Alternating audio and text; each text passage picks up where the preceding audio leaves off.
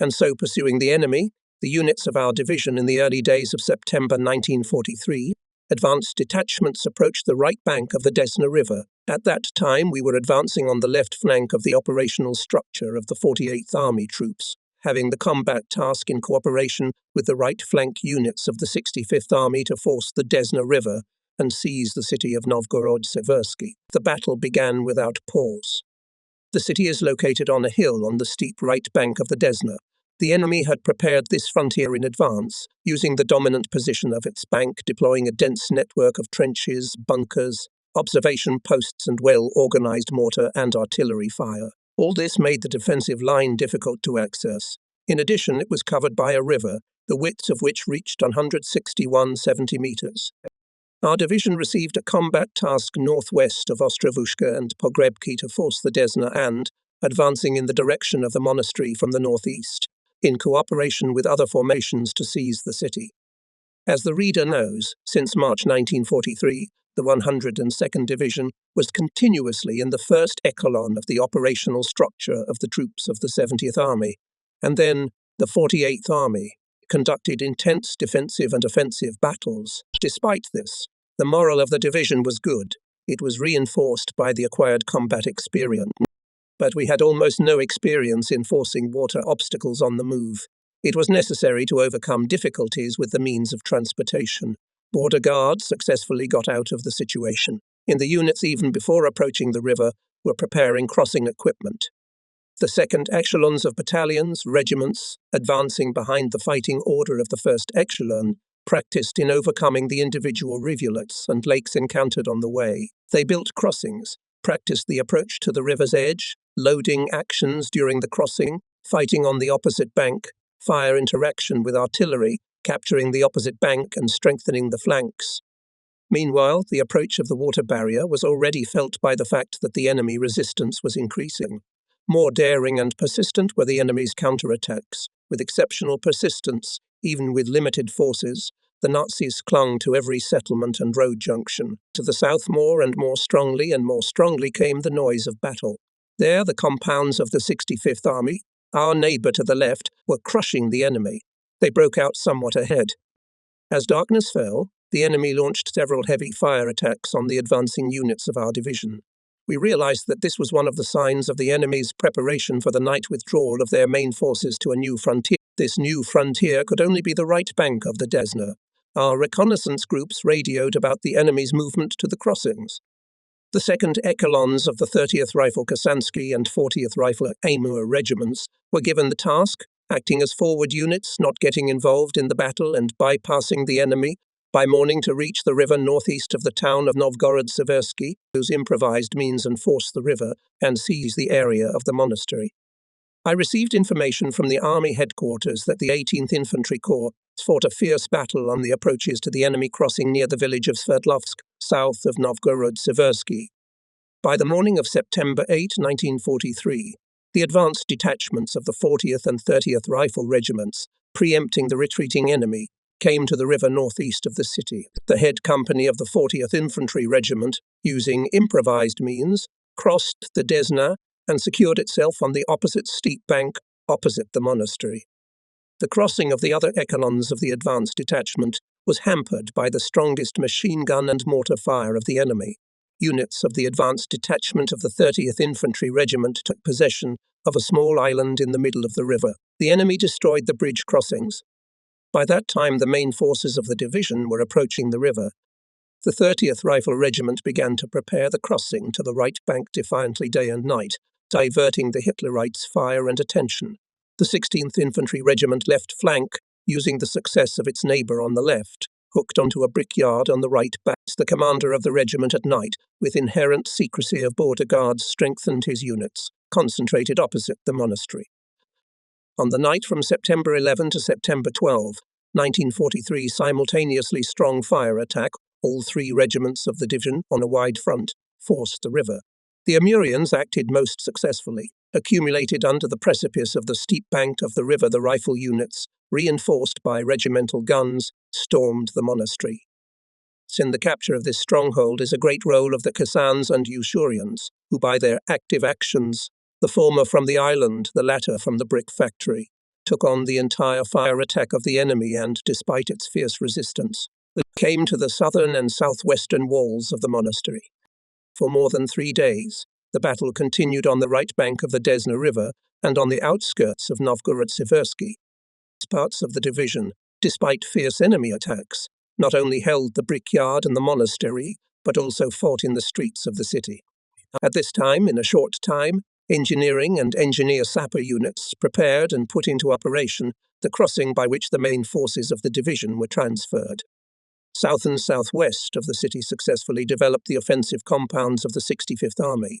Their exit to the flank and rear of the enemy forced him to hastily withdraw. On September 16, 1943, the city was liberated. In these battles again distinguished the battalion of Major Mukachev. The first to the right bank crossed a few machine gunners and fighters with handheld machine guns. They silently unloaded and occupied a small bridgehead, ready to cover with fire the crossing of the main forces of the battalion, which rushed to the right bank. Hitlerites noticed the battalion fighters, but probably they assumed that a small group had landed, and bravely in thick chains went into the attack. They were stopped by fire from automatic rifles and hand machine guns. After some time, up to 2 companies of Hitlerites resumed the attack. Major Mukachev, smiling, said to the machine gunners, "Guys, the whole Europe is looking at you now. Understand, those have long ago understood everything." Hitlerites came close, and the battalion opened fire on them from machine guns and automatic rifles. The Germans rolled back not far into the ravine and lay down. Combat was clear. Now they will come to their senses. More reinforcements will come up. To Major Mukachev was called Mortar Adjuster Senior Sergeant Petrick. "Do you see, Petrick, the Germans are swarming in the ravine? Give me a light." And Petrick gave it, and the Major raised all those who had crossed and led the attack. The battalion jumped through the gully, made its way to the place of concentration under the precipitous bank opposite the monastery. Ivan Vazhakin, a sniper, distinguished himself during the forcing of the Desna and the storming of Novgorod-Seversky. He was the first of the soldiers of the 30th Rifle Regiment with his squad forced the river. His squad quietly lowered the available improvised means and headed to the right bank. When a large half of the river was overcome, the Germans noticed the soldiers of Senior Sergeant Vazhakin. They opened fire, but still the department managed to get to the shore in time and get a food there. Meanwhile, the whole battalion quickly crossed to the right bank. The Germans' counterattacks were growing. They led them with superior forces. Soon the platoon commander was wounded and Senior Sergeant Vazhakin replaced him. At dawn, the company commander was out of action. Vazhakin took command of the company, raised the company to the attack, and was the first to break into one of the streets of the city. Street fighting requires special skills, the ability to understand the situation. To the honor of Ivan Vasilievich Vazhakin, it is necessary to tell. He skillfully led the battle of the unit in the city. His company successfully moved forward. And even in this situation, the senior sergeant, not forgetting about his sniper specialty, killed 3 Nazi officers. At the 6th hour of the morning, the company, under the command of Senior Sergeant Vazhakin, came to the railroad station. At the 7th hour of the morning, the city was finally liberated, and Vazhakin's company, continuing its way to the west, with fights passed under his command another 170 kilometers, liberated from the German occupants 16 settlements, 6 of which were taken after fierce fighting. And on the next day, the personnel of all units and subdivisions of the division were in a festive mood. By the order of the Supreme Commander-in-Chief on September 16, 1943, the 102nd Far Eastern Rifle Division was named Novgorod-Severskaya. Since that day, it was called the 102nd Far Eastern Rifle Division, Novgorod-Seversk Division. The news of this success very quickly reached the Far East. The workers of the Khabarovsk region warmly congratulated all Red Army soldiers, sergeants and officers on the victory over the enemy under the walls of the ancient Russian city of Novgorod-Seversky. In another telegram from Moscow, with this victory congratulated us Red Army soldiers, sergeants, officers and generals of the NKV troops. The order of the Supreme Commander-in-Chief and the congratulatory telegrams were read out at all the rallies that were held in the units and subdivisions. In those memorable days, I received from the All-Union Headman Mikhail Ivanovich Kalinin a high award of the motherland and a letter, which I still carefully keep in my archive. To Major General Andreyev Andrei Matveyevich, not being able to personally hand you the Order of Suvorov, I agree, which you were awarded by the decree of the Presidium of the Supreme Soviet of the USSR on September 16, 1943, I send it to you with this letter. I congratulate you on the deserved high award and send a wish for further success in your combat activity. Receiving my first military command order, I thought with gratitude about my combat comrades in arms, because this award equally appreciated their military skill. It is impossible to successfully lead a division in battles without a well-coordinated staff, reliable deputies. And in defense and offensive, I constantly relied on the help of my deputy, Colonel Kuzma Evdokimovich Grebenik, a veteran of border troops. Willing officer, skillful organizer, he did a lot for the 102nd Rifle Far Eastern Novgorod-Seversk Division. But the idea of the need to promote the officers of the division to higher positions, which was expressed by a member of the Military Council of the 48th Army, General Istomin, in a conversation with me and the head of the political department, Colonel Ovchinnik, after the battle for Novgorod-Seversky began to be embodied in the relevant orders, and Colonel Grebenik was appointed commander of one of the divisions of our army. Looking ahead, I will say that the Guards Division under the command of Kuzma Evdokimovich Grebenik fought well, especially distinguished itself when forcing the West Oder River. General Grebenik was awarded the title of Hero of the Soviet Union. My battle comrade Kuzma Evdokimovich Grebenik, the son of Donetsk miner bomber, lived a wonderful life. During the Civil War, he received a rifle and a direction to the Red Army together with a party ticket. After the defeat of Rangel, the young communist for many years tied his fate with the border troops. In 1938, the Japanese military undertook a military adventure near Lake Hazon on the section of the Pozietsky Frontier Detachment, commanded by Colonel Grebenik. There, in the Ushiri Taiga, near the Bezimayanaya and Zayuzinaya hills, where Soviet border guards steadfastly and courageously repelled the onslaught of the enemy. Among the fighters in green caps were born heroes of the Soviet Union. Senior Lieutenant Batashin, Lieutenants I. Makhalin V. Vinevitin P. Tereshkin I. Shanopiatko. Colonel K. Grebenik, for skillful leadership of combat operations, was awarded the Order of the Red Banner. The same award adorned the battle banner of the border detachment. Having finished the war as commander of the 37th Guards, Rifle Rechitsa, twice Red Banner, Order of Suvorov, Order of Kutuzov, Order of Bogdan Kamenetsky Division, General Grebenik returned to service in the border troops and for a long time commanded the troops of the border district. Having retired until the last days of his remarkable life, Lieutenant General Grebenik worked in the Ukrainian Republican Committee of People's Control. Kuzma Evdokimovich became the ancestor of the dynasty of border guard soldiers. His son, Vladimir, a junior lieutenant who fought with his father on the Oder, is now a major general, chief of staff of the border district. And sons Sergei and Igor, officers of border troops, worthily continue and increase the military glory of the grandfather frontiersman. Promotion was awaited by my other co-workers.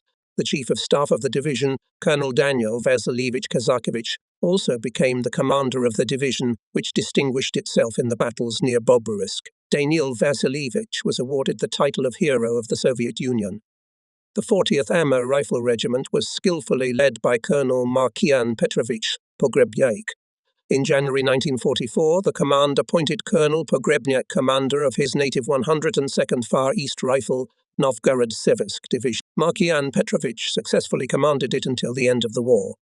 The 16th Ushuraisk Rifle Regiment was headed by a remarkable man, an excellent warrior, Colonel Ivan Mikhailovich Pavlovich. He was always in the most difficult areas, in the thick of the battle. During the offensive in the Bobruisk direction, being the deputy commander of the division, he was killed in action. He was posthumously awarded the title of Hero of the Soviet Union. I remember the forced march from Elets to the area near Dmitrovsk-Olovsky, roadless snowstorm, then frost, then thaw. There was no automobile transport, horseback in very limited quantities, but the division went forward, in the vanguard, 30th Rifle Kazan Regiment. It was led both on the march and in the first battle by one of the oldest border guards from the Far East, the former head of the district school of junior staff of the border district, Colonel Vasily Ivanovich Matronin. Under the command of Colonel Matronin, fighters showed exceptional firmness in the defensive battles on the Kursk Bulge, speed and pressure in the offensive, especially successfully fought in fierce battles during the forcing of the Desna River and the storming of the city of Novgorod-Seversky. Meanwhile, our army continued the offensive in the Gomel direction and soon approached the Soch River, forcing the Desna taught us a lot. The units of the 102nd on the Soch River acted swiftly and clearly, and on the night of October 7-8 forced it, capturing a bridgehead on the outskirts of Gomel, a little south of it. Until November 24, the division kept active defense on a wide front, consolidating on the bridgehead, all the time continued fighting for its expansion. From November 10 to November 30, 1943, the 102nd Infantry Division participated in the Gomorichitsa operation of the Belarusian front troops, the enemy having created a powerful defense on this section of the front, successfully using wooded and swampy terrain, resisted stubbornly. By November 20, the connection with heavy fighting advanced to a depth of 70 kilometers, and on the night of November 24-5, 1943, 2 regiments engaged in fighting on the close approaches to Gomel. In the afternoon of November 25, the 30th Infantry Regiment broke into the western outskirts of Gomel, occupied the railway station. On November 26, the division, in cooperation with other formations, liberated the city. The order of the Supreme Commander-in-Chief named the 102nd Far Eastern Novgorod-Seversk Division among the most distinguished. By the decree of the Presidium of the Supreme Soviet of the USSR on November 26, 1943, our unit was awarded the Order of the Red Banner. In these festive days, for my native division, I had to say goodbye to my comrades in arms. In early December, I was appointed commander of the 29th Rifle Corps of the 48th Army. The new appointment, of course, was pleasant. I was glad that the 102nd Rifle Corps was a part of the corps, and I had more than once to meet with its soldiers and commanders, who in subsequent battles wrote new bright pages in its heroic history. After the capture of Gomel, the division was ordered to march, to go to the interflow of the Dnieper and Berezina rivers in the area of Mormel. Until March 9, 1944, the division had a number of successful battles here, which in this area were characterized by great tension. Red Army soldiers and officers made many heroic feats. Especially memorable to me is the feat of Junior Sergeant Andrei Korotkov during the offensive in the depth of the Hitlerites' defense. One of the batteries took firing positions at a very advantageous height.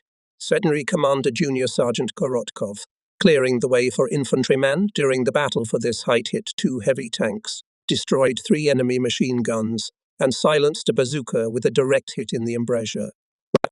But the height was of great tactical importance, and the Germans did not want to lose it.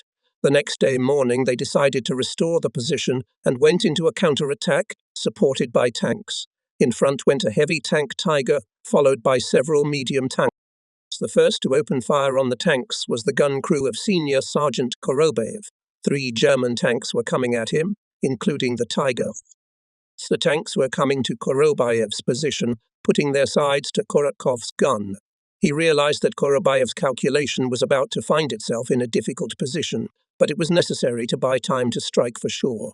When the first tank was not more than 300 meters away from him, Korotkov opened fire. The first shell hit the target, and the Tiger burst into flames. But the second tank continued to move towards Korotkov's gun, firing on the move. It seemed that a moment would pass, and Korobayev's firing position would be scuffed by his tracks.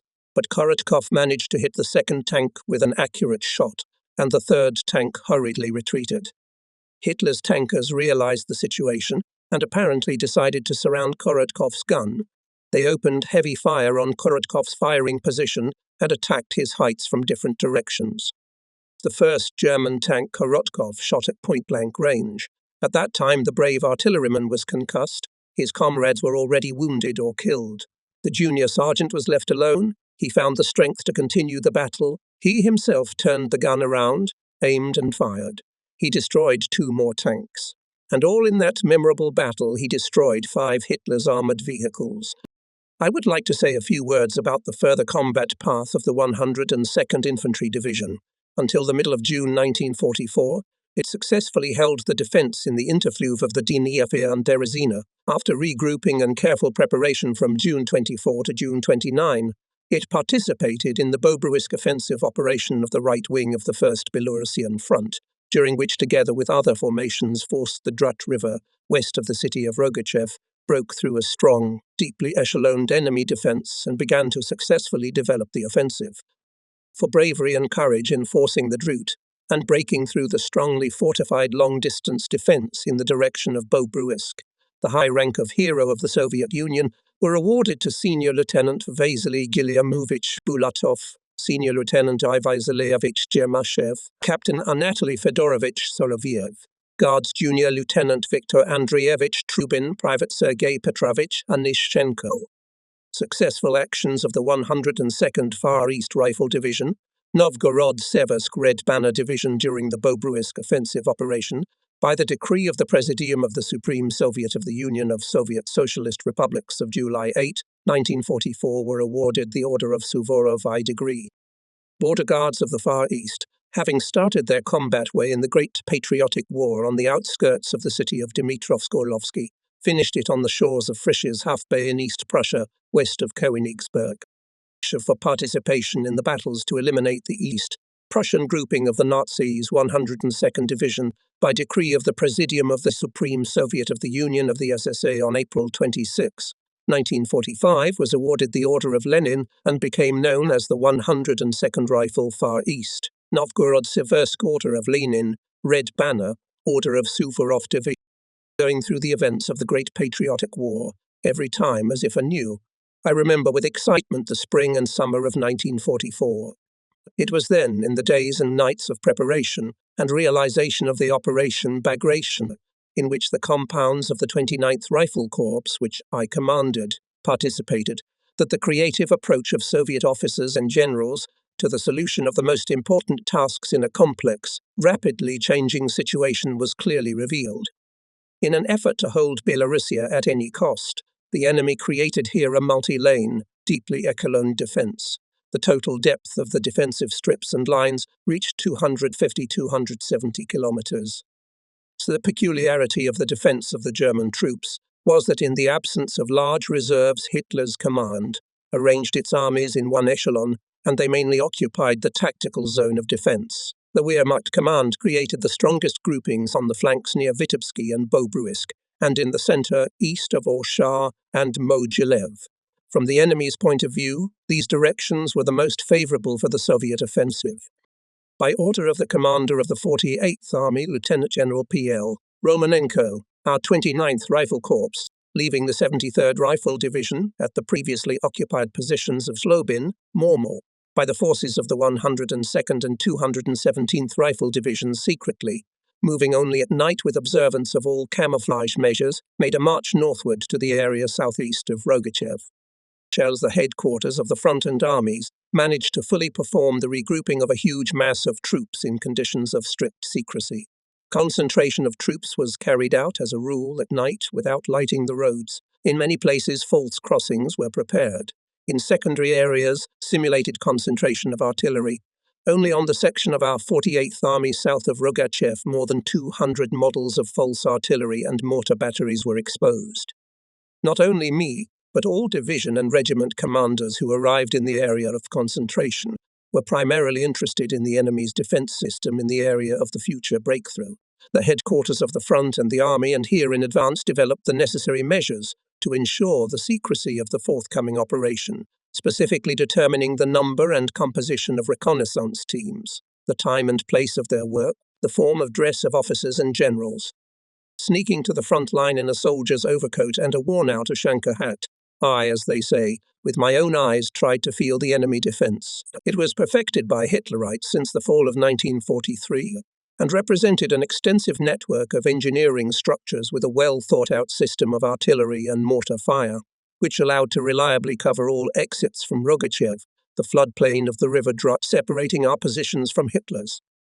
The basis of the defense of the nodes and strongholds of the enemy were buried in the ground tanks, assault guns and bunkers. The more we put on the working map of the conventional designations of the enemy forces and means, the more tense the work on preparation for the offensive became in the Corps compounds. In the 20th days of June, in the 102nd Infantry Division, which was in the second echelon of the army, on specially selected terrain were held battalion and regimental exercises to force duty and break through the deeply echeloned Hitlerite defences. Specially organized and instructive exercises were held in the 30th Rifle Kazan Regiment. They were attended by Commander Lieutenant General Romanenko. He praised the preparation of the regiment's personnel for the upcoming combat operations. 5 days before the offensive, in a forest clearing about 5 kilometers northeast of Rogachev, at a large-scale relief plan of the terrain, aligned with the boundaries occupied by the right flank strike group of the 1st Belarusian Front, gathered senior staff of the 48th Army, Corps commanders. Soon arrived here, accompanied by the front commander, Army General K.K. Rokossovsky, representatives of the Supreme Command Headquarters Marshal of the Soviet Union G.K. Zhukov and Generals N.D. Yakovlev, A. Novikov I.T. Peresipkin, as well as other generals and officers, representatives of types and branches of the Red Army. At the training session immediately established a relaxed atmosphere, which was greatly facilitated by a calm, comprehensively argued report Commander General Romanenko, and then the report of the Commander of the Artillery of the Army, General Timtievich, on the concept, solution and order of implementation of the combat task. I had to attend such classes on the preparation and organization of offensive operations of the Army and the front, but never in the reports, questions asked by senior commanders. Their advice, I never felt such exceptional confidence in success. Such business-like man here, undoubtedly, could not but affect the fact that in planning the Belarusian Operation Stavka of the Supreme High Command paid great attention to the all-round provision of troops. According to preliminary calculations of the General Staff, will later write in his memoirs Marshal of the Soviet Union G.K. Zhukov, to ensure the Operation Bagration in the troops should be sent to 400,000 tons of ammunition, 300,000 tons of fuel and lubricants, up to 500,000 tons of food and fodder. It was time for the reports of Corps commanders. The excitement which I initially felt gradually passed, but it could not be otherwise. Together with other commanders, I firmly grew into the situation of the upcoming operation, as they say, could with closed eyes to orient on any part of Hitler's defences. My report, as they said afterward, sounded normal. Is the Corps able to fulfill the combat task? Slightly squinting, inquisitively asked G.G. The 29th Rifle Corps will fulfill the combat task, I replied, and, without catching my breath, expressed the burning issue that did not give me peace, neither in reconnaissance on the front line, nor in the headquarters, where the maps more and more clearly indicated the state of the opposing forces. Marcella Comrade Marshal of the Soviet Union, B.I. continued, taking into account the nature of the enemy's defense, the difficulties associated with overcoming the Drut River, with its wide and swampy floodplain, it is desirable in the interests of tactical surprise and the least amount of time spent on the first throw during the attack to have a more extensive system of communication lines and as close as possible to put forward the starting point for the attack. This will require up to 2 additional days. Your wish will be taken into account, calmly replied Georgy Konstantinovich. And here I have already laid out the most intimate. Say, Comrade Marshal of the Soviet Union, the left flank of the 29th Rifle Corps is open. There is no fire and tactical interaction with the neighbour on the left. Hitlerites behind their right flank have general and tank reserves and the possibility to withdraw their troops from unattacked areas. In the Dnieper-Berezina interfleuve in the direction of Mormel, Bobruisk active offensive actions of our troops are not envisaged. The 73rd Rifle Division, occupying the defence of this entire line, is only able to indicate the presence of our troops. The enemy strongholds strengthened not only frontally, but also on the reverse slopes. We expect strong private and general counterattacks of Hitlerites from the area of Zlobin on our open left flank. I ask the 29th Rifle Corps to reinforce 1 light artillery brigade, a fighter anti-tank artillery brigade and a tank. Zhukov turned to the generals sitting next to him. Miko Comrade Yakovlev, do we have such capabilities? Yakovlev replied, the request deserves attention. We will find it. Georgy Konstantinovich cheerfully said, Hear you from my pocket 2 artillery brigades and a tank regiment. The combat task of the corps must be accomplished. Later, when the high command left, General Romanenko, reproachfully shaking his head, said to me, And yet, Comrade Andreev, you should not have asked for additional means of reinforcement. Having received them, you took on even greater responsibility. My comrade commander, I reported, you know that my request was based on a strict calculation of forces with which the Army headquarters agreed. And as for responsibility, It is easier to bear it, having in battle means of reinforcement, than fight. The commander did not answer me anything, believing, obviously, that there would still be time and place for the completion of the conversation. June 23, 1944 began the Belarusian Operation, one of the largest strategic offensive operations of the Great Patriotic War. The troops of the 1st Baltic, 2nd and 3rd Belarusian fronts went on the offensive. On our part of the front, the guns were still silent. Active party political work was carried out in the formations, which secretly moved to the initial areas for the offensive. Company and equivalent party organizations, the number of which doubled on the eve of the operation, became the mainstay of commanders and political work. Dictators and propagandists skillfully used the time peculiarity of the Belarusian offensive operation. It unfolded on the 3-year anniversary of the beginning of the Great Patriotic War. This made it possible to mobilize the troops more purposefully to perform combat tasks on the basis of a deep explanation of the military and political results of the 3 years of the war to the personnel. The soldiers and commanders of our corps and the entire 1st Belarusian front were impatiently waiting for the signal for the offensive. Slowly, as if reluctantly, dawned on June 24, 1944. The outlines of the hills where the enemy trenches stretched out were becoming clearer and clearer. Passages in minefields were already ready. As if a compressed spring keeps regiments and divisions, each fighter in tension. Hitlerites can't sleep, it seems. Our night bombers have already appeared several times over their positions, filling the trenches with grenades and small bombs. Since at 4 o'clock in the morning the earth shuddered, groaned, simultaneously, merging into a single stream of fire, struck hundreds of our guns and mortars. 2 hours and 5 minutes lasted artillery preparation. The fire hurricane was still raging, and the front edge of the enemy's defense was already covered with a shroud of dust and smoke. The assault battalions overcame the swampy floodplain of Drutiai with a swift rush. Following closely behind the firing rampart, broke into the first trench of the Hitlerites. The batterymen did a good job. From the first enemy trench, almost nothing remained. It was almost completely destroyed. Fire points were destroyed. Using the success of the assault battalions, the commanders of the rifle regiments of the 1st Echelon brought their main forces into the battle. They managed to successfully overcome the 2nd Hitlerite trench, but before the 3rd one, the enemy managed to stop the advancing units by concentrated fire and frequent counterattacks. It took more than 2 hours to clarify the fire system of the 3rd trench of the enemy, regrouping the guns of direct support of our infantry. At this time, Hitlerites counterattacked the open left flank of the 102nd Infantry Division. It was possible to throw them back to the initial positions only with the help of the Artillery Fighter Regiment, acting in cooperation with the Tank Regiment. That's when the Corps could use additional means of reinforcement. By way of self-criticism, it should be said that it was in our power to prevent a powerful counterattack of the enemy. This required a better organization of surveillance and more promptly receive information from the forward units. Some reinforced rifle companies and battalions managed not only to break into the 3rd trench of the Hitlerites' defense, but also broke through to their rear, and we were not able to consolidate and develop their success. During the offensive, the Soviet soldiers showed high combat skill and mass heroism, overcoming stubborn enemy resistance.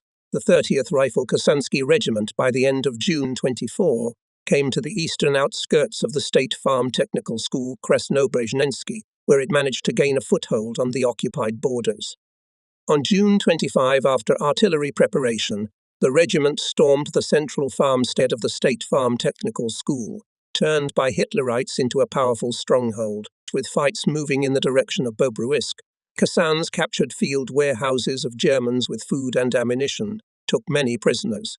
Initiative and bravely acted in these battles soldiers of the Rifle Battalion under the command of Captain Pavlovsky. A group of soldiers, led by Senior Sergeant I. Germashov, for 6 days held the bridgehead, captured on the bank of the Druti, having received then the task to attack the enemy, fixed on the dominating height above the terrain.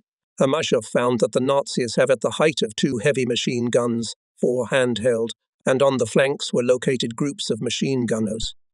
Hermashov led his fighters at night to the rear of the Hitler garrison, and from there suddenly attacked the enemy.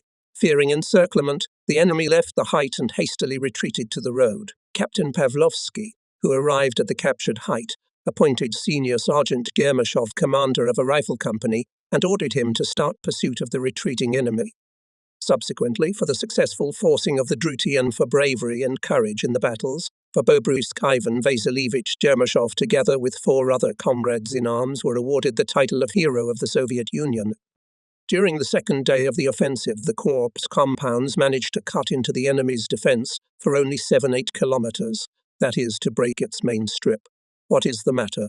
Our strike on the main strip of the Hitlerites' defence by the pace of the offensive of units and subdivisions through the swampy floodplain of Druty was clearly slowed down. We poorly manoeuvred forces and means along the front, acted too straightforwardly. The enemy was holding back our main forces with powerful fire, and counterattacks threw back our advancing units that were wedged into his defensive orders. And yet, developing the achieved private successes, division commanders by the end of the day made every effort to gain a foothold on the captured lines. On the night of the third day of the offensive, a natural obstacle, the Dobozna River, stood in the way of the Corps compounds. Hitler's command, having strengthened its banks and blown up the crossings, laid great hopes on this line of defence, but the enemy this time miscalculated. The units of the 29th Infantry Corps, having introduced the second echelons into the battle, at once in 5 places on a wide front forced the Dobozna, and by the end of June 26 seized the strongholds of resistance on its right bank. Not having enough forces and means to hold back the onslaught of the Soviet troops, the Nazis began a disorderly retreat to Bobruisk. Having been in the 102nd Far Eastern Rifle Division, I could personally see what a huge offensive impulse our soldiers were embraced by. So all regiments of the division distinguished themselves in the battles for Bobruisk, where the fate of the encircled 40,000th group of Hitlerites was decided. It is impossible to name all the heroes who increased the glory of the division. The meeting with the commander of the artillery battery, Senior Lieutenant Boris Ovetsky, was memorable. Only in one battle his subordinates destroyed 2 armoured personnel carriers, 4 machine guns and up to a company of Hitlerites. "We still have everything ahead of us," the officer said with embarrassment, accepting congratulations of colleagues on the occasion of awarding him the Order of Patriotic War I degree. Bravely looked into the future, brave artilleryman. In the battles near Baranovichi, his battery was firing at enemy tanks and self-propelled guns. Ovetsky personally destroyed 2 Ferdinand and was awarded the Order of the Red Banner. Now veteran of the Great Patriotic War, Boris Moisevich Ovetsky lives and works in Kamelitsky. He often speaks to the youth with stories about fierce attacks of those. On the 4th day of continuous fighting, the advanced units of the Corps approached the southwestern outskirts of Bobruisk, where the soldiers of the 1st Guards Tank Don Corps were active. Soon I met its commander, General Panov, in the woods. His handshake was strong. "I am very glad to meet you in combat," he said, Panov. "I have an order to attack in the direction of Nigorolu, to cut off the Minsk grouping of Hitlerites by a blow from the west. Minsk Cauldron will be bigger than Bobruisk. Cover us from the southwest while we go around the forest and swamp. Time is of the essence. Time is a harsh criterion in war, on which often depends the final victory over the enemy. Liquidation of the encircled group of the enemy in the areas of Vitebsky and Bobruisk began without a pause in the offensive with concentric strikes in order to break the enemy troops into small groups and destroy them piece by piece. Great was the offensive impulse of the Soviet soldiers, bringing liberation to the long-suffering Belarusian land from fascist slavery. Atrocities of fascists caused noble anger, called for revenge.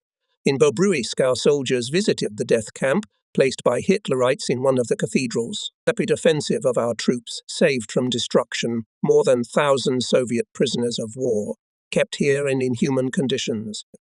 The retribution of fascists for committed atrocities was severe.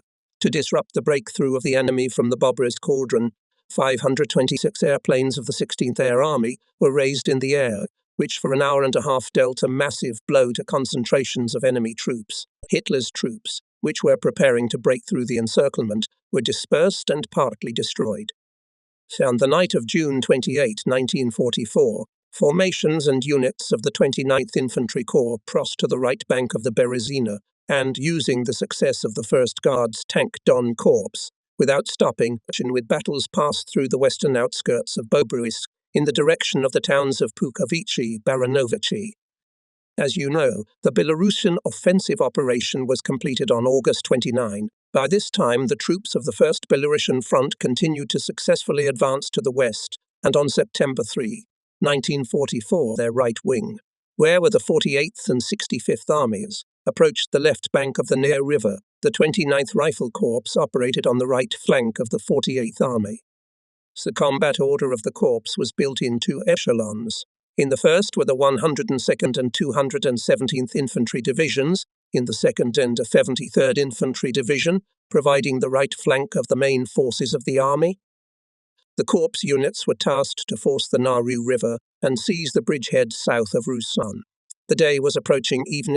The forward units had 10-12 kilometers to go to the water barrier when the corps headquarters received an alarming message from the commander of the 102nd Infantry Division MPP Pogrebniak. Met stubborn resistance of the enemy, reported on the phone colonel.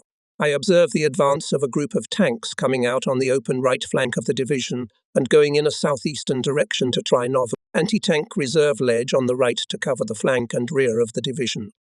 The next report, Pogrebniak, did not bring relief. Hitlerites managed to squeeze the right flank 40th Amur Rifle Regiment. In addition, small groups of enemy tanks broke through to the rear of the corps. At the same time, the enemy aviation and artillery simultaneously struck the combat orders of the 102nd Infantry Division. The infantry went up in a counterattack. The right flank units of Colonel Pogrebniak withdrew to an intermediate line, bending their right flank by a ledge back and to the south. Hitlerites' resistance in front of the 217th Infantry Division also intensified. Thus, in the offensive strip of the 29th Rifle Corps, which was operating at the Army and Frontal Junction, a sharp, tense situation began to develop. Quieted conversations in the log hut, where the Chief of Staff of the Corps, Colonel S.N. Krasnoyarsky, bent over the map, silently watched his work Chief of Political Department, Colonel Mitin, Artillery Commander Colonel Merlin, and other officers. I understood perfectly well. They are all waiting for me to assess the situation, and then the appropriate decision. But before taking it, there was something to think about. There came that moment when all the experience, knowledge, skill, acquired in battles and multiplied by faith in the strength and reliability of the subordinate troops were required. Additional designations on the map, like a magnet, attracted the eye.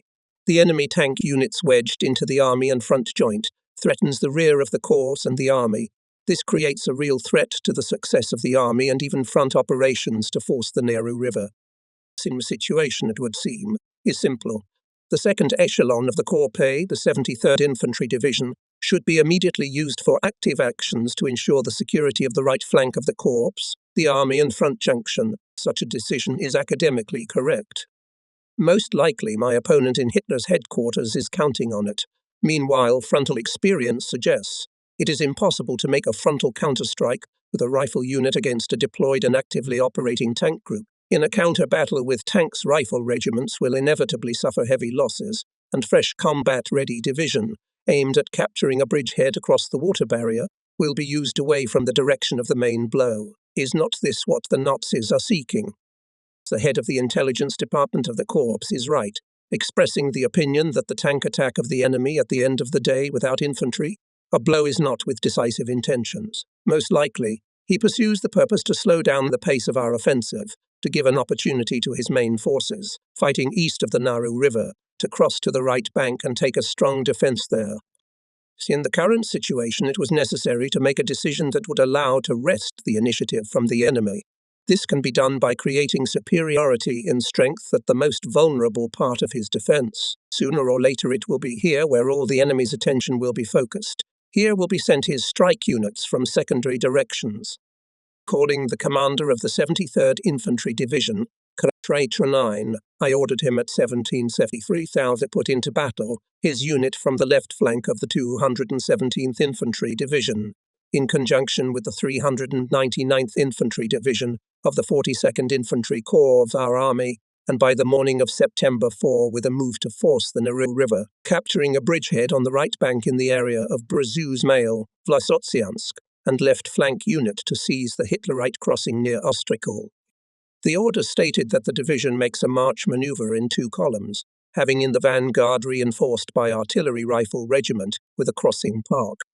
Colonel Matronin was given full autonomy of maneuver within the boundaries of the advance of the corps and the neighbour to the left, in order to be able to bypass the strongholds and resistance nodes of the enemy without a fight. while I was giving orders to Matronin, on the staff map increasingly clear the growing threat to the right flank of the corps. Having infiltrated the 102nd Infantry Division, some tank units of the enemy came to our rear communications. Outside the windows of the headquarters hut thickened dusk. 3 hours after the Matronin's division entered the battle, which, almost without meeting the resistance of the Nazis, began to successfully move forward, called the Army Commander, Colonel General Romanenko. "How is the second echelon of the corps used?" he asked. I reported thoroughly that according to the decision approved by the Army headquarters earlier, the 73rd Infantry Division was put into action on the left flank of the corps with the task, developing the success of the left flank of the corps, and its neighbour on the left, striking in the direction of Kobalin, Borki Mihajovo Stair by the morning of September 4 to reach the Naru River, to force it and to seize a bridgehead on the eastern bend of the river, south of Ruzan. "The Nazis have thrown off your right flank," strictly said Romanenko. "Their tanks in the rear of the corps and threaten the army rear. The second echelon of the corps immediately used to destroy the enemy forces that broke through to our rear." The commander's voice is well heard by the officers of the corps command. Chief of Staff cautiously corrected the already impeccably straight row of coloured pencils. Walking with his fingers on the collar of his uniform, the artillery commander seemed to check whether all the buttons were in place. The looming silence is broken by muffled by distance explosions of shells on the right flank of the corps, hidden in the darkness of the September night. I order to call the commander of the 73rd Infantry Division. The call signs are flying into the air. 5-10 minutes pass. Matronin is not on the line, but the commander of the Vanguard 413th Infantry Regiment, Lieutenant Colonel I.I. Kuznetsov. He repombat task is being carried out successfully. Again, the communicator hands me a telephone receiver with the words, "The commander is on the wire." Trying to be brief, I report that there is no communication with the commander of the 73rd Infantry Division, although the Vanguard Regiment successfully fulfills the previously assigned task. "You have not carried out my order," Romanenko minted the words. "In addition, lost control of the troops. On your indiscipline, I report to the commander of the troops of the front." I hand him the phone. Comrade Andreev," K.K. Rokossovsky said with a mild reproach. "You have weakened your right flank, created additional difficulties for us. A commission will come to you. Together you will sort it out." A lot of time has passed. As the second echelon of the corps came into contact with the enemy, there's still no contact with Colonel Matronin and his staff. On the right flank of the corps in the band of the 102nd Infantry Division, the battle is gradually fading, until the morning stopped the activity of the enemy tank units that broke through to our rear, temporarily disturbing calm. At the door of the hut appeared the general and a group of officers from the front headquarters. The commission promised by the commander had arrived. Apologizing to the arriving general for my urgent departure, I said that the Chief of Staff, Colonel Krasnoyarsky, and the head of the political department, Colonel Mitin, would be able to answer all questions of interest to the commission. For the work of the commission, offered to use the neighboring room assigned to me. Colonel Krasnoyarsky and officers of the corps went out on the porch to see me off. "I'm leaving for the 73rd Infantry Division." I briefly answered the question of the Chief of Staff. "I will take a few officers with me. It is necessary to make every effort to the division force the Naru by morning and seize the bridgehead. So then we won't be afraid of any commissions. Ask from the Army Reserve Regiment of Anti-Tank Artillery to strengthen the flank of the 102nd Infantry Division." Colonel Krasnoyarsky nodded understandingly. "And one last thing," I said goodbye. "Keep the 3rd Cannon Artillery Brigade closer to the left flank of the corps in readiness to support the 73rd Infantry Division in the battle for the bridgehead." Our task force went on the road. It consisted of a platoon of machine gunners and sappers, signallers with 2 radios for communication with the Army and Corps headquarters, and SAU-76, and a trophy Tiger. After 2 hours of travel along a broken country road with many detours made the first short stop. Matronin's radio was still silent, but Lieutenant Colonel Kuznetsov reported that the 413th Rifle Regiment, acting in the vanguard of the division, successfully advancing to the river. Soon we met fighters from the 339th Rifle Division of the 42nd Rifle Corps, conveniently located in the trenches left by the Nazis.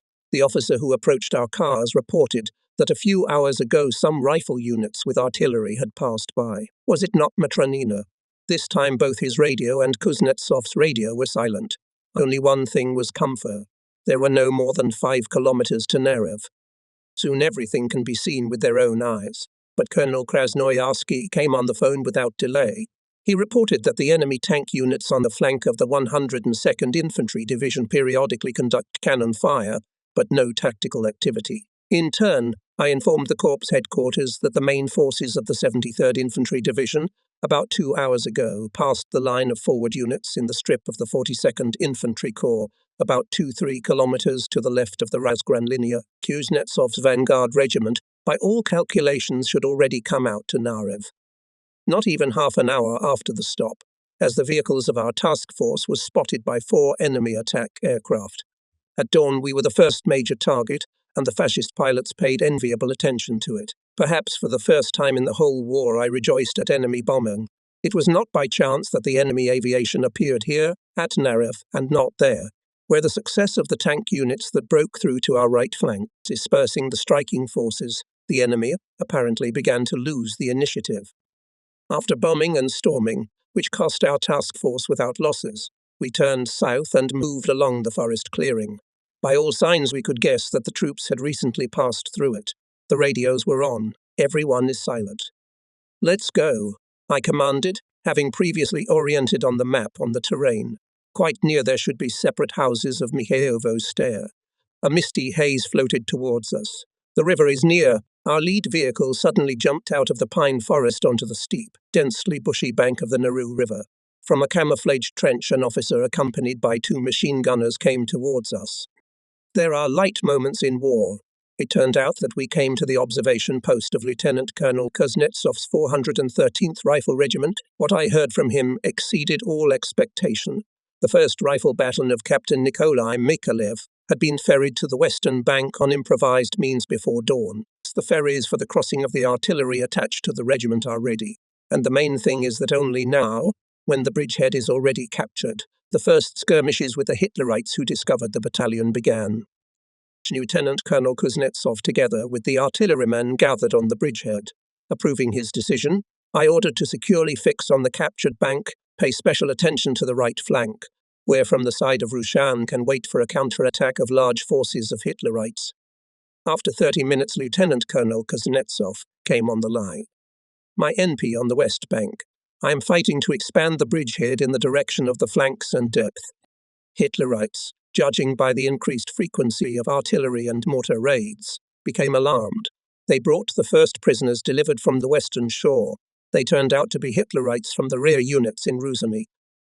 The appearance of the Russians on the western bank was unexpected for everyone. "Me," said the German officer, carefully supporting his wounded, hastily bandaged hand. "We were alerted in the morning and were transferred to this area by cars with the task of clearing the coast."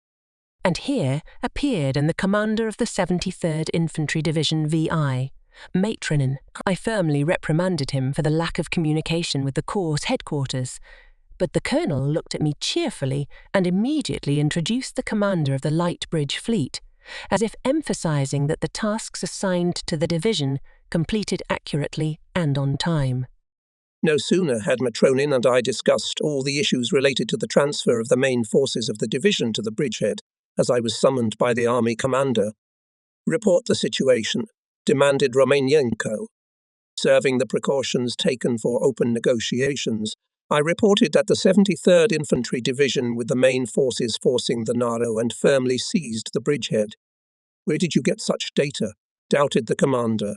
"Check and report the real situation. Your neighbour on the left met organised resistance of the enemy at night, and his attempts to force the river were unsuccessful."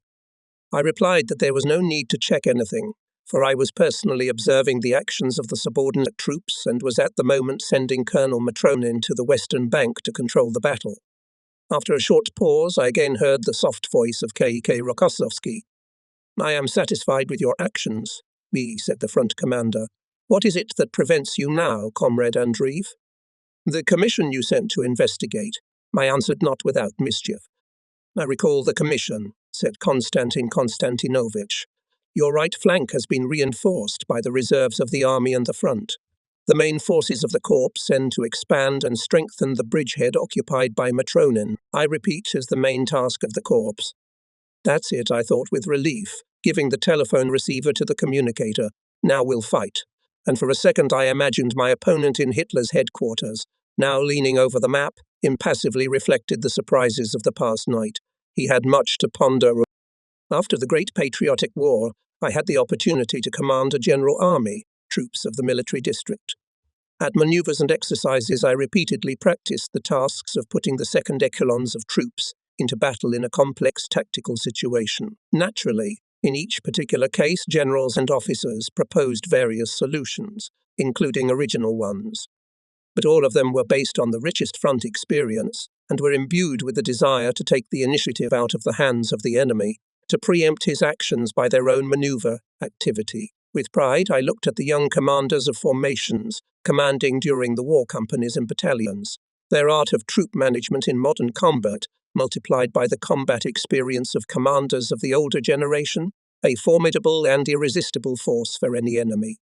As soon as Hitler had established that the Soviet troops south of Ruzan crossed to the western bank of the Narew River and captured the bridgehead, they hastily began to withdraw their units from the left bank, leaving alone the right flank of the 29th Rifle Corps. Accordingly, on the bridgehead, the 73rd Infantry Division began to meet increasing enemy resistance.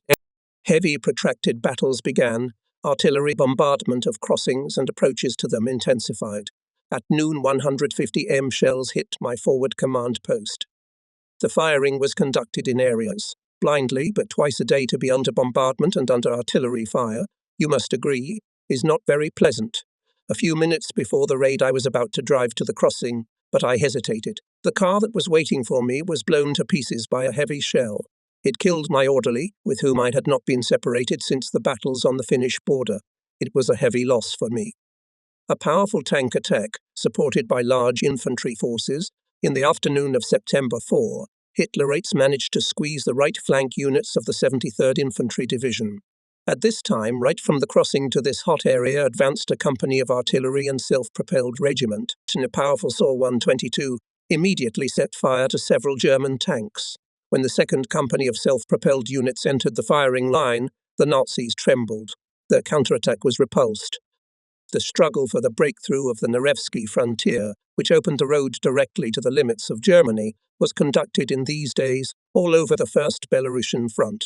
Marshal of the Soviet Union Kech Isextivort Rokossovsky wrote in his book Soldier's Duty, the 65th Army's exit to the Narew accelerated the advance of the 70th Army, which was advancing in the general direction of Sokolo, Radzimin, Modlin, and the 48th Army, which finally also forced the Narew in the area of Rozhan and also seized the bridgehead.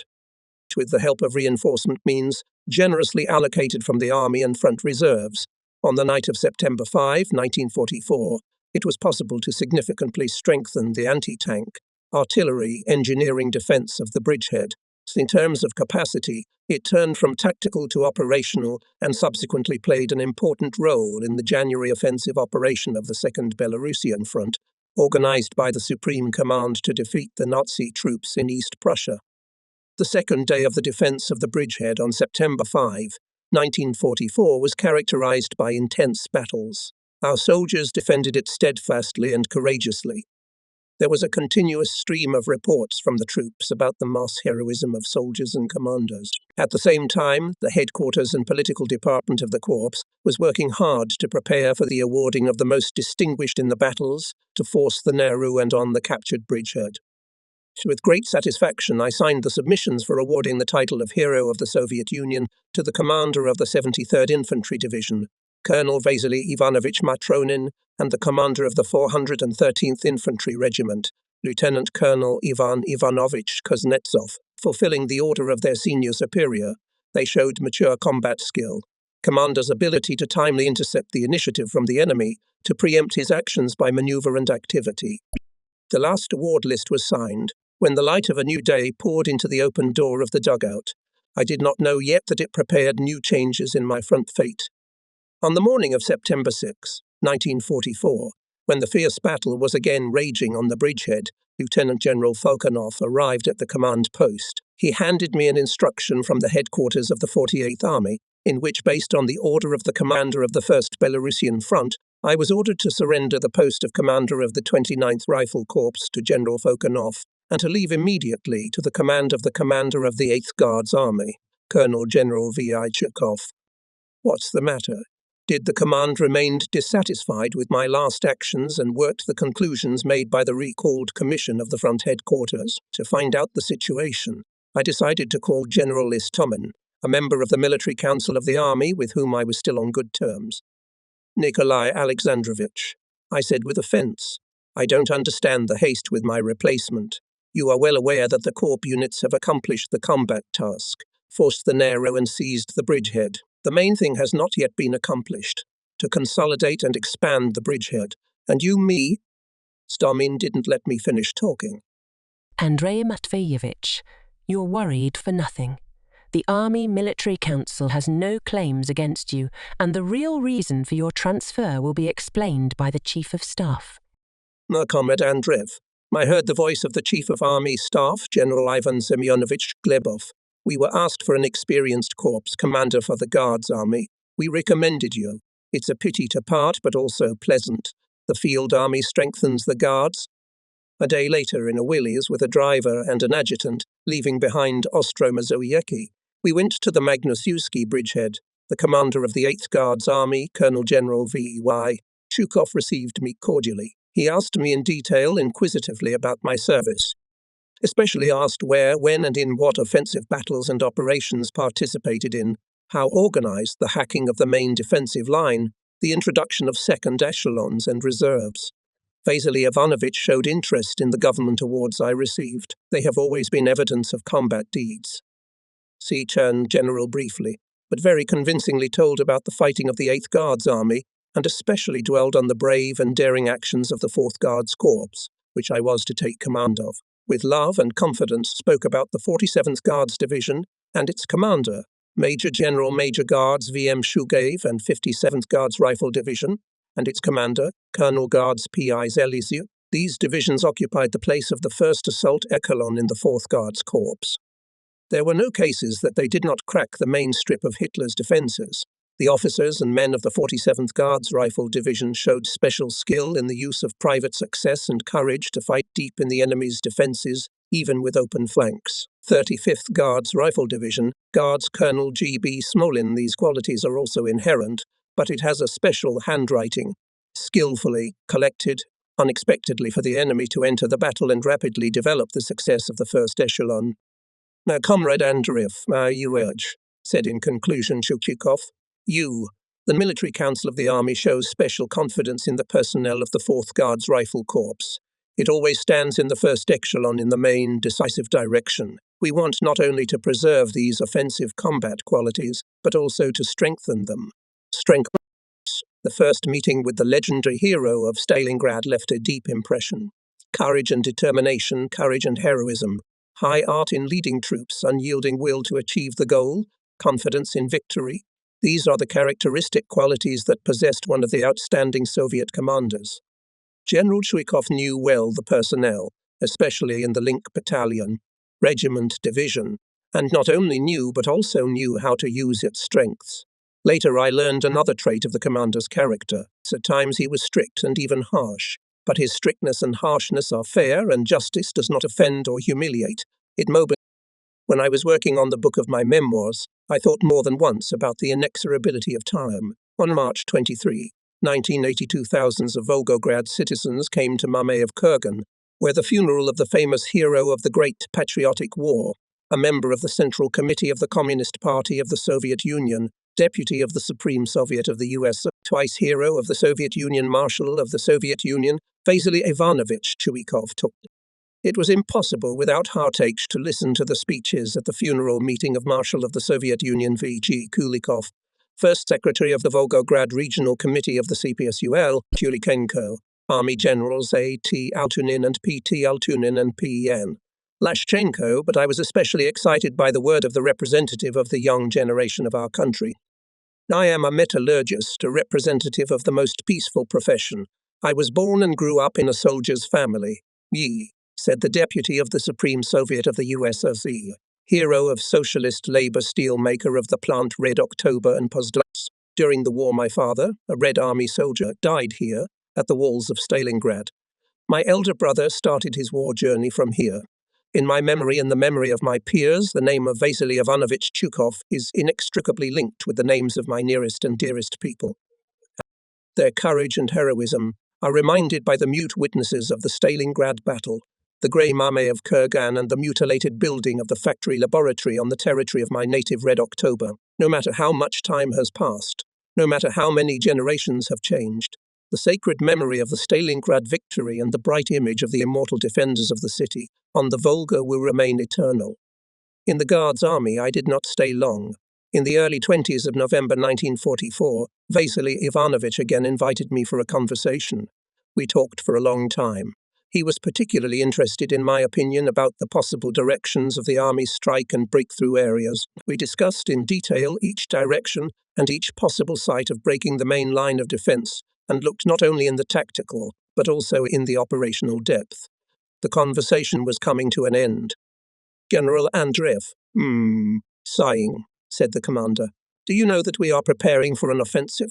The success of the offensive operation is largely ensured by the command staff. I know you from reports and written combat characteristics. And the most effective characterization is a jointly conducted battle.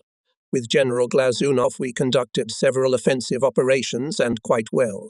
We understood each other in a difficult combat situation. I did not object to your appointment as First Deputy Commander of the 47th Army of our front.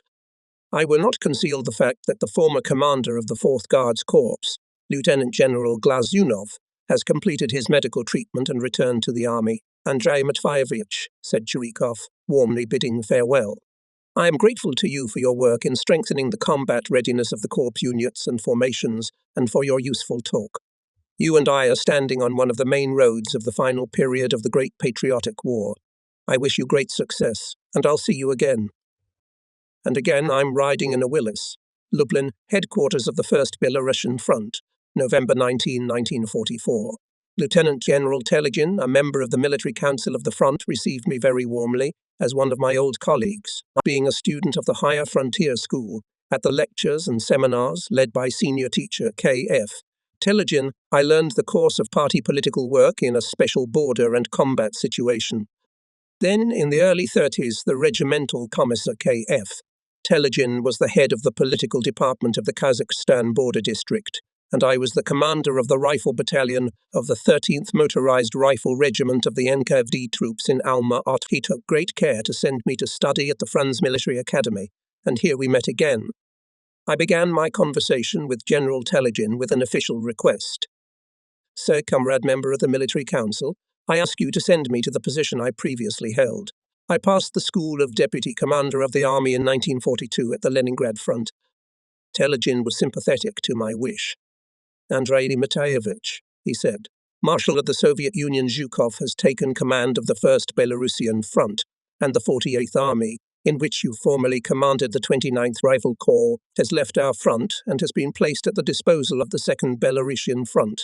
Proceed to work in accordance with the decision of the Military Council of the Front as the 1st Deputy Commander of the 47th Army, and I'll report your request to Comrade Zhukov.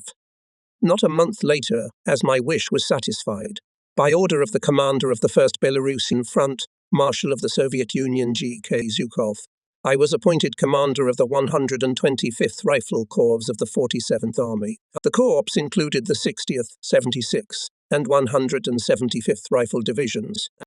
Interesting combat history of these compounds, created in different years, but managed in fierce battles with the Nazis to cover their banners with unfading glory.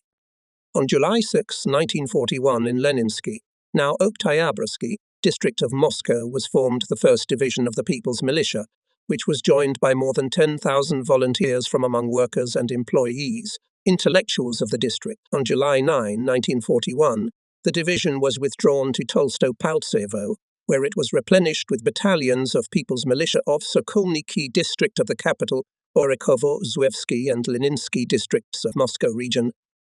The enrollment of volunteers of the People's Militia took place in an atmosphere of exceptional patriotic enthusiasm. In the fighting formation became the elderly and young people, communists, Komsomol members and non-party, workers and employees, teachers, students, researchers, fathers and sons, former participants of the Civil War, and people who had never been in the war or in the army at all were enrolled. Not everyone willing could be released to the front, because the rear had to be provided with the necessary labor force, skilled workers. During the registration of volunteers in the Leninsky district of Moscow, there was such an episode. Academician Keller came to join the People's Militia, when after a long conversation he was still refused enrollment in the People's Militia, and explained that he as a scientist would be more useful to the front by his work in the rear. Keller, Sachs. In this case, take for the needs of the front at least my car. This request of the academician was granted.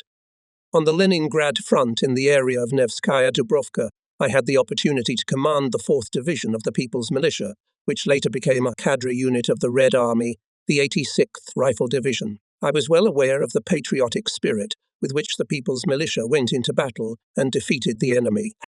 The new unit, which was named the 1st Division of Lenin District, joined the 33rd Army, where in September 1941 it was renamed the 60th Infantry Division, and since then it had a glorious battle path.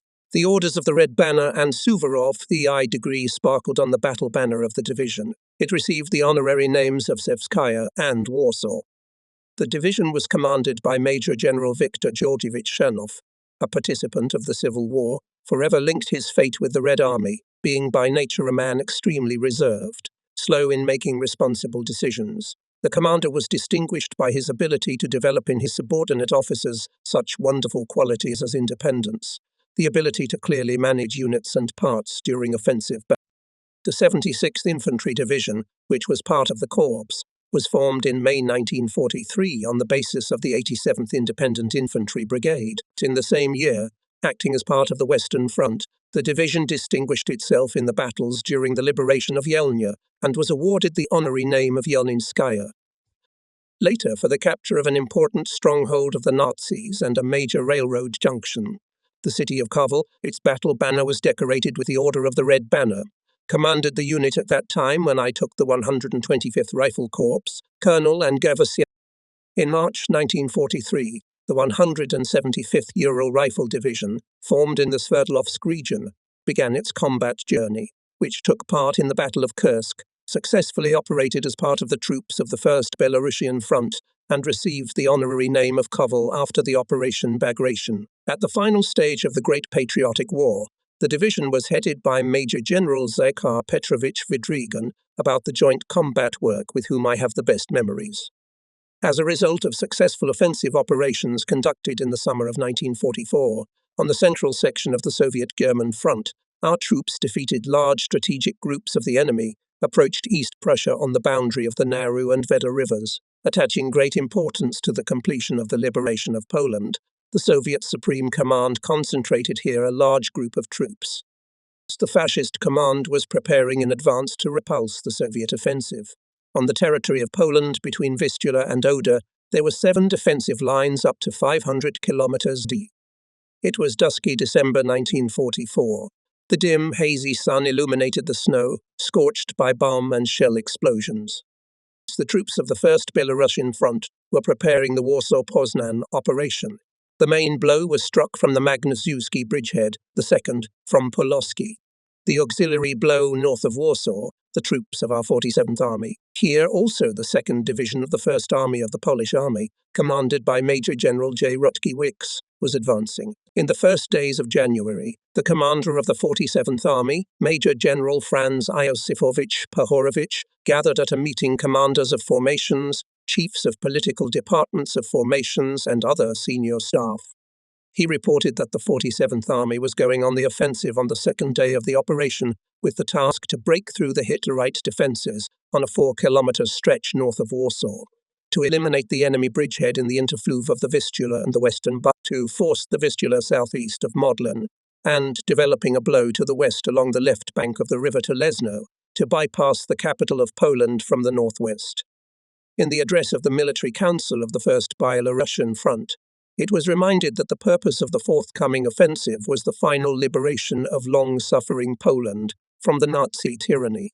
that shoulder to shoulder with the Red Army troops, including the newly formed units of the Polish Army, would bravely fight for the honor and freedom of their homeland, as before. Here came the gloomy dawn of January 15, 1945. The Corps command met it at the observation post, moved in close proximity to the fighting order. The commanders of the formations were also already at their observation posts. At 9:30 on January 15, 1945, a firestorm hit the enemy positions. The gods of war had done an excellent job. Many thanks to the batterymen, to the commander of artillery of the 125th Rifle Corps, Colonel Nikolai Alexandrovich Maikev. Their fire cleared the way forward for us. However, in the depth of the enemy defense, our artillery, of course, could not suppress all Hitlerite fire points. Before the second position of the enemy soldiers of the right flank battalion of the 60th Infantry Division were forced to lie down under machine gun and mortar fire of Hitlerites. Especially annoying was the machine gun of dagger action, which was in a well-camouflaged bunker on the back slip of the height. From the observation point of the corps, in a stereo tube, I could see well how one of the soldiers, clinging to the ground, maneuvering between the ruptures of mines and shells, crawled to the machine gun nest of the Nazis, threw a grenade, but unsuccessfully. The machine gun kept firing. The soldier threw the second, the third, no luck. Then, having risen to his full height, the soldier threw himself on the embrasure of the breach and closed it with his body. The right flank company rose and went forward, crushed the enemy, and together with the whole battalion came to the third Hitlerite defensive position. A few soldiers stayed at the breach, carefully removed the bullet-riddled body of the hero from the embrasure. I ordered to find out the surname of the hero. It was Komsomolets Private Vasily Yakovlev, a former soldier of the 1st Division of the People's Militia of the capital of our motherland, Moscow, who repeated the heroic feat of Guards Private Alexander Matrosov. During the Great Patriotic War, we learned about many heroic feats of the Matrosovs, people who love the motherland and their people, deeply convinced of the righteousness of the cause of our Leninist party, the ideas of communism. Without heroism of military and labor heroism is not conceivable Soviet man. Education of love for the motherland, steadfastness, courage is not conceivable without active party political work in the troops. On the eve of the upcoming fierce battles, the political committees of the formations recommended in all units to organize meetings of former fighters with soldiers arriving in the units from among the young recruits. At these meetings, of the Soviet Union and soldiers of the Order spoke to the new recruits, introducing in absentia to new comrades in arms Sergeant Nikolai Mordekin, political officer Captain A. Shelokov warmly referred to him as a former warrior, experienced junior commander, hardened in the fire of battle.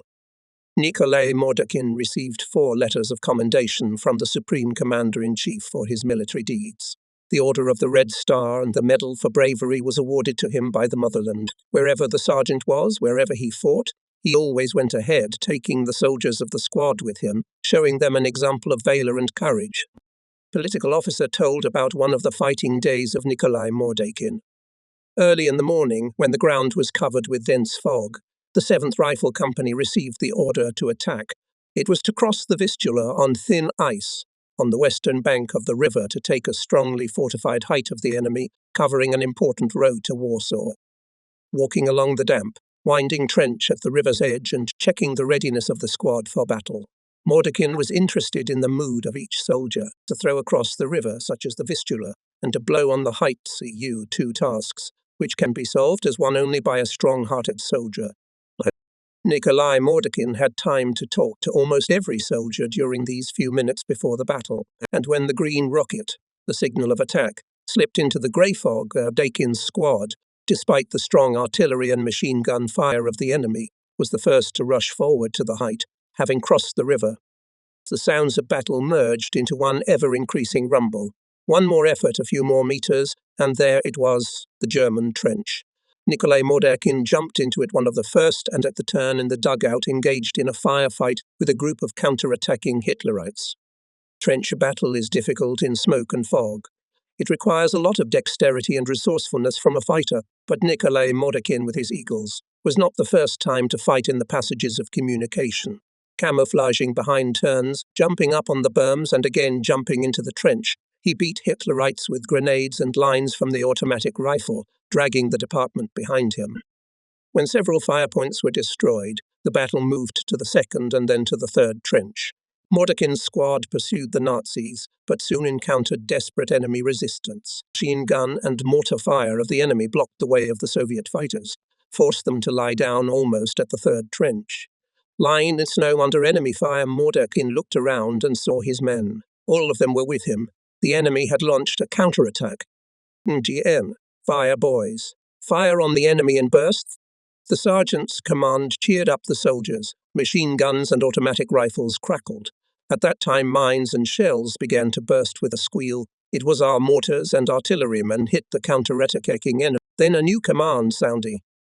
You forward. And where did the strength come from? The squad rose to its full height and responded to the counterattack with an attack. With a shout of hurrah, burst into the German trench. It was the third key trench of the height. The Germans could not withstand the onslaught of our fighters and retreated. Then they, with wild fury, again rushed into a counterattack, but it was too late. Sergeant Mordekin's squad met the enemy with a powerful fire of small arms. When reinforcements arrived on the hill, Nikolai Mordekin was wounded. Feeling something hit him in the chest, he ran a few more steps. He fell on the wet ground and fell unconscious. He woke up to the touch of the orderly's hands. His chest was already bandaged, and the soldiers wanted to put Nikolai on a tent to take him to the rear. Wait, said Mordekin firmly. You, I will go myself. Pressing his hand to the wound, he slowly walked along the field, often looking back. The battle was beginning to quiet down. Nikolai Mordekin stopped, looked around at his comrades and waving to them. Happy journey, my dears. I'm sorry to leave you, but I'll be back. I will surely return. From day to day, we are waiting for the return to the battle formation of Nikolai Mordekin. Swishing his speech to the young fighters, said Captain Shirokov. We are waiting to heartily congratulate him on the awarding of the title of Hero of the Soviet Union for forcing the Vistula, waiting to continue to beat the enemy together. The fact is that for the displayed military skill, courage and heroism, when forcing the Vistula northwest of Warsaw, 24 Red Army soldiers, sergeants, officers, generals, including the commander of the rifle squad, Sergeant Nikolai Mordekin, the commander of the 60th Rifle Division of the Sevsko-Varshavskaya Red Banner, Order of Suvorov, Major General Viktor Georgievich Chernov, was awarded the title Hero of the Soviet Union. With excitement, I read my name in the decree of the Presidium of the Supreme Soviet of the USSR. That day was joyful and unique. However, let's return to the events of January 15. Having broken through the Hitlerites' defense at first on the area up to 5 kilometers wide, the units and formations of the 47th Army by the end of the day expanded the breakthrough to 15 kilometers along the front and advanced up to 12 kilometers in depth. The next day, the offensive continued at an even higher tempo. German fascist troops could not resist the rapid attack of the troops of the 47th Army and the 2nd Polish Infantry Division of Major General J. Ratkevich, interacting with it. It defended in the interflow of the Vistula, and Western Bug 73rd German Infantry Division with reinforcement units was defeated. Without suspending the rapid offensive, the infantry units together with artillery escort units reached the river. In front of the troops of the 125th Infantry Corps in the banks of the Vistula, wide covered with bluish-grey ice, on which in some places drifted snowdrifts, and in some places the hummocks rose. Shells were bursting all around, lifting blocks of frozen earth and ice, destroying trenches and dugouts. Driven away by our Hawks, the Junkers were still bombing the fighting order of the Corps units. The ice on the river turned out to be fragile. Engineering reconnaissance confirmed the men will withstand, but artillery, and even more so tanks, will not pass. We are not used to attacking without tanks. But how without guns? How to fulfill the combat task with the least losses, to save the most valuable thing, people? There was a lot to think about. Subordinates very well understand the difficulties of the senior chief, especially in the period of acute, complex and fleeting combat situation. They, with great foresight and tact, offer the most effective solutions. At the NP Corps visited the commander of the 60th Infantry Division, Major General Viktor Chernov. He reported that the division, in cooperation with neighbours and reinforcement units, defeated the Nazis in the Interfleuve and is ready to force the Vistula from the start. The commander introduced me two commanders of artillery divisions of the 969th Artillery Prague Regiment, Majors Valentin Alexandrovich Usanov and Vladimir Vasilievich Milnikov. "It is good when young officers foresee the plan and development of the battle," said General Chernov. "Please listen to the artilleryman." "Sir, Comrade General," visibly worried, began Major Meinikov.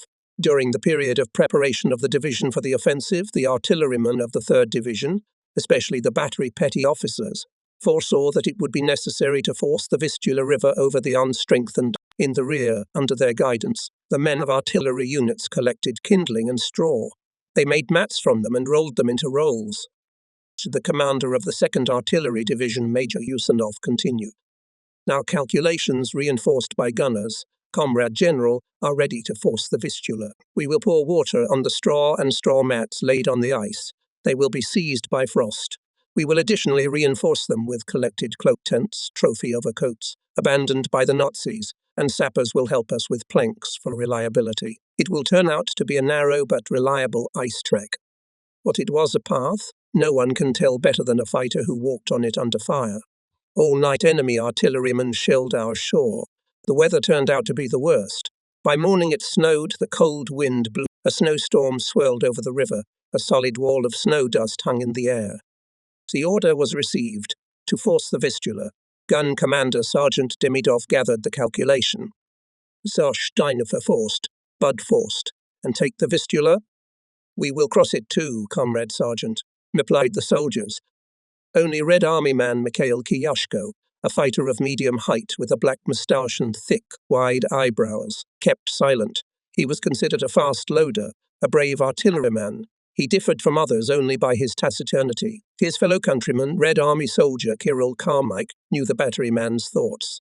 His native village was burned down by the Germans. His relatives were taken into captivity. Here, he thinks, what charge for all this to put Hitlerites in revenge?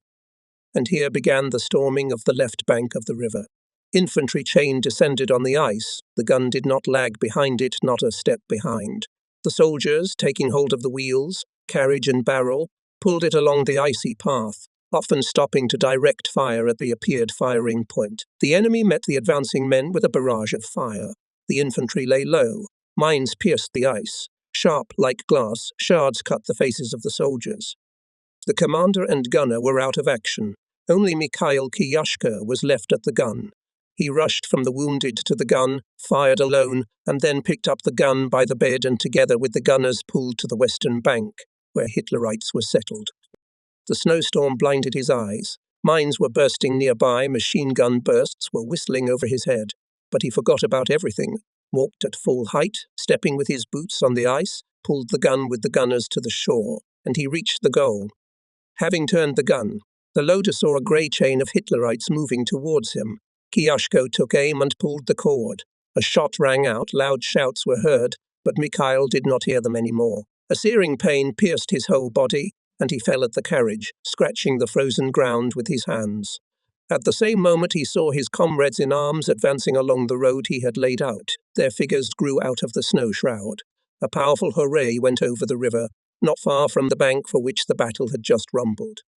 In the submission for awarding the Red Army man Mikhail Fedorovich Kiyashko the number of the gun of the battery of 45 dem cannons, the commander of the 1,285th Rifle Prague Regiment, Lieutenant Colonel Osiko, wrote, "Comrade Kiyashko on January 16, 1945 in the battle at forcing the Vistula River near Nowy Dwór in Poland showed courage, fortitude and heroism. He inflicted great losses in manpower and put out of action 6 enemy fire points that hindered the advance of our infantry, thereby contributing to the fulfillment of the combat task of the command." Lieutenant Colonel Osiko loved and knew his subordinates well. It was from him that I learned about the feat of Kiyashko, and then about the combat deeds of Red Army man Nikolai Sviridov. From the very first days in the regiment, Nikolai Sviridov devoted all his energies to combat training. Having learned a device of mortar, in between battles he took up topography, studied firing. Soon the ingenious private was appointed commander of a mortar unit and was promoted to the rank of junior sergeant. In the first battle his calculation destroyed a Hitlerite firing point. It was the first combat success, which the soldiers truly rejoiced as a past exam for soldiers' maturity. From April fights of 1944 till January 1945, Nikolai Sviridov passed a long way. He participated in the battles in Poland, were especially memorable for him, who had become a sergeant and joined the Komsomol, the battles on the Vistula. Evening came, a snowstorm was blizzarding. Under methodical Nazi fire, the soldiers were preparing to overcome the river. Before dawn, when the vigilance of the Nazis was blunted, the commander of the mortar company quietly passed the chain. Prepare to throw. Then, just like the first command, along the chain was transmitted, forward, and the soldiers rushed across the Vistula following the gunners, carrying mortars and ammunition on themselves. The first from the unit ran Sviridov's calculation. The fascists opened mortar and artillery barrage. A leaden snowstorm swirled in the air. Some soldiers fell and did not get up, and the shore was closer and closer. Land, shouted Sergeant Sviridov. Land. The soldiers picked up. Mortar men of Sviridov's calculation assembled the mortar in a few tens of seconds, and the mines flew at the enemy with a squeal. Fighting for the expansion of the bridgehead lasted several hours. Hitlerites 7 times went in furious counterattacks. They tried to throw our soldiers into the river at any cost, but the more fiercely the fascists counterattacked, the more courageously our soldiers fought. Commanding a mortar formation, Sviridov led an accurate fire on the enemy. When Hitlerites came close to the firing position, mortar men pelted them with grenades, destroyed them with machine gun fire. Sergeant Sviridov also exterminated several dozens of Hitlerites. In battle, all means are good, said the sergeant to the young soldiers, and the machine gun, and grenade and mortar. Let the bastard crawl on you, and you are not afraid, beat him braver, and you will always win. See by the decree of the Presidium of the Supreme Soviet of the USSR on March 24, 1945, Sviridov Nikolai Alexeyevich was awarded the title of Hero of the Soviet Union with the Order of Lenin and the Medal Gold Star. Together with the whole country learned about the awarding of a high rank to her son and Olga Emelianovna Sviridova, Nikolai's mother, living in the village of Ninushki, in the collective farm Red Signal of Nizhnevedushsky district of Voronezh region, and soon in the reckoning read her letter to the front, in which there were such lines. Thank you, Nikolai. You have grown a worthy son of mine and a worthy son of the fatherland. Signing the award lists for the soldiers and commanders who distinguished themselves in the battles for Warsaw, I was pleased to see among them the documents sent from the 963rd Artillery Regiment of the 60th Rifle Division, with the names of the officers who before the start of the battles presented to me at the NP Corps General V.G. Chernov. Commanders of the 2nd and 3rd Divisions, Majors V. Usanov and V. Mynikov, having organized the crossing on an icy path guns of their units, January 16, 1945, the first together with the assault battalions of the 1,285th and 1,281st Rifle Regiments of the 60th Infantry Division under heavy artillery, mortar, and machine gun fire of the enemy forced the Vistula. The division artillery joined the infantry fighting order on the left bank of the Vistula River. The enemy threw tanks into the battle. Fire of our artillery divisions was so effective that all attempts of Hitlerites to counterattack were thwarted. The bridgehead was held and expanded. Majors Vladimir Milkov and Valentin Yusanov were awarded the title of Hero of the Soviet Union for the initiative shown during the organization of forcing the Vistula, courage, bravery, and fortitude in holding and expanding the bridgehead on the western bank of the Vistula River. And now I return to the events near the Polish capital. On January 17, 1945, our troops, in cooperation with the First Army of the Polish Army, liberated Warsaw. For the mastery of the capital of Poland, the most important strategic node of Hitler's defense on the Vistula, the 60th Infantry Division and the 76th Infantry Division of the 125th Infantry Corps were named Warsaw by the order of the Supreme Commander-in-Chief. The personnel of the 125th Infantry Corps was commended. The role of the 47th Army in the liberation of Warsaw is very great. It is not by chance that in the order of the Supreme Commander-in-Chief of January 17, 1945, in the list of troops who distinguished themselves in the battles for the city, the 47th Army, as the reader can see, the masterfully conducted short blow from the interfluve merged with the big one, made in the main direction. From this hour, the entire front aligned in one line. Marshal Zhukov's troops entered the operational space.